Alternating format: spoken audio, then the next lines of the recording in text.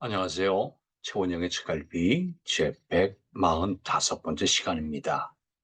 오늘은 휴대폰 주소록을 꼼꼼하게 들여다봐야 하는 이유라는 제목으로요. 생각을 나누겠습니다.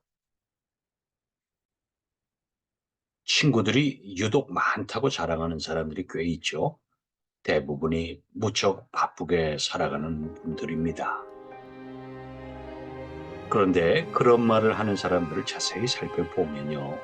대부분 사업이 잘 되거나 힘 있는 자리에 있는 사람들이 많습니다. 그런 사람들일수록 소속된 단체도 많겠죠. 그러니 당연히 바쁘죠. 그러나 자신의 사업이 무너지거나 그 자리에서 물러나게 되면 모였던 사람들이 썰물처럼 사라지곤 합니다. 그 사람의 사업과 자리를 보고 밀려든 사람들이 많기 때문이죠. 저는 이런 생각을 해봅니다. 내가 잘 돼 있을 때는 밀물처럼 사람들이 몰려들었다가 내가 무너졌을 때는 썰물처럼 사라지는 것이 삶의 실체라는 생각 말입니다. 그러니 괜찮습니다. 삶이 그런 것이라고 하니까요. 바쁘면 바쁠수록 주어진 24시간 동안 특별한 한 사람에게 낼 수 있는 시간은 당연히도 상대적으로 부족합니다. 그러니 겉만 훑고 다음 사람을 만나러 가야 할 겁니다. 그래서 한 사람 한 사람의 깊은 속을 알 수가 없습니다. 아는 사람은 많은데 정작 내가 외로울 때 전화 한 통 걸 수 있는 사람이 없는 이유입니다. 인터넷 자료 중에요. 세계 유명인들의 후회라는 제목의 흥미로운 글이 제 눈에 들어왔습니다. 바쁜 사람과 친구하지 말라는 말은 돌아가신 지인이 병상에서 동생에게 한 말이다. 임종을 앞두고 친구에 대한 생각을 많이 했던 모양이다. 왜 그는 그런 말을 남겼을까? 세계적인 갑부인 월마트의 창업자 샘 월튼이 세상을 떠날 때 자신이 인생을 잘못 살았다고 후회를 했다고 한다. 임종이 가까워져 자신의 삶을 돌아보니 자신에게는 친구라고 부를 수 있는 사람이 없었다는 거다. 톨스토이가 쓴 이반 일리치의 죽음을 보더라도 그렇다. 임종을 앞둔 이반 일리치가 괴로웠던 것은 용변을 볼 때마다 다른 사람의 도움을 받아야 한다는 것이었다.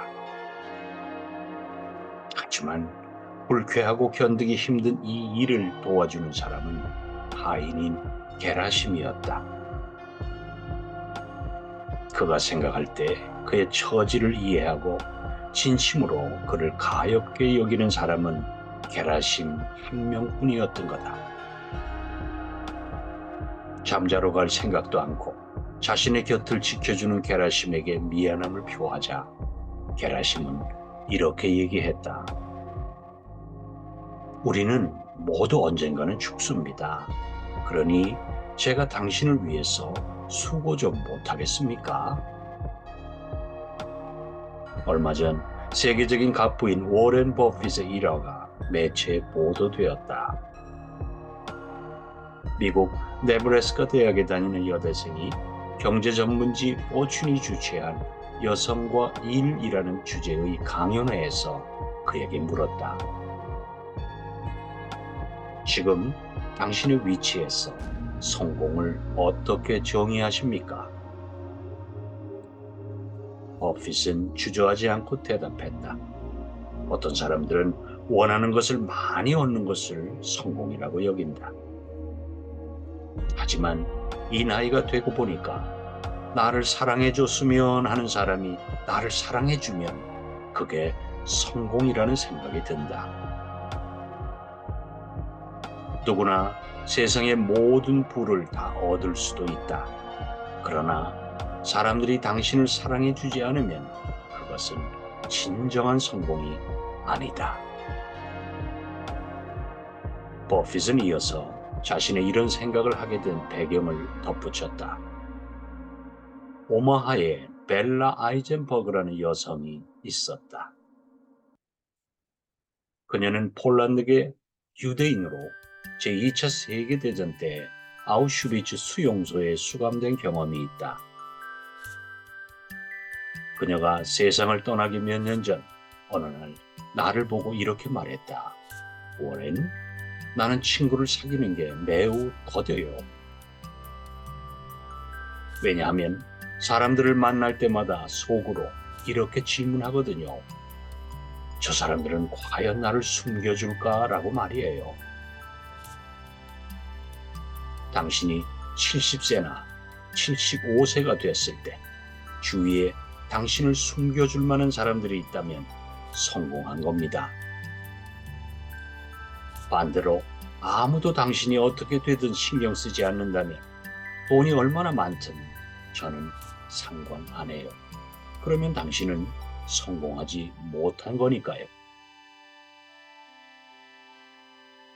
네, 잠시 제 휴대폰에 들어있는 주소록을 열어보았습니다. 수백 명의 이름이 있더군요. 외로움이 밀려들 때 정작 누구에게 전화를 할까라는 마음으로 한 명 한 명의 이름을 바라보았습니다. 그러고는 이내 실망합니다. 내가 외롭다고 전화하기에는 왠지 편안한 사람들이 무척이나 적었기 때문입니다. 제가 그동안 친구들에게 무심했다는 것이 들켜버린 겁니다. 바쁘다는 핑계로 그들이 외로울 때 제가 달려간 적이 많지 않으니까요. 죽을 때 나의 곁을 지켜주는 벗이 있으려면 살아있을 때 아린 과정이 필요합니다.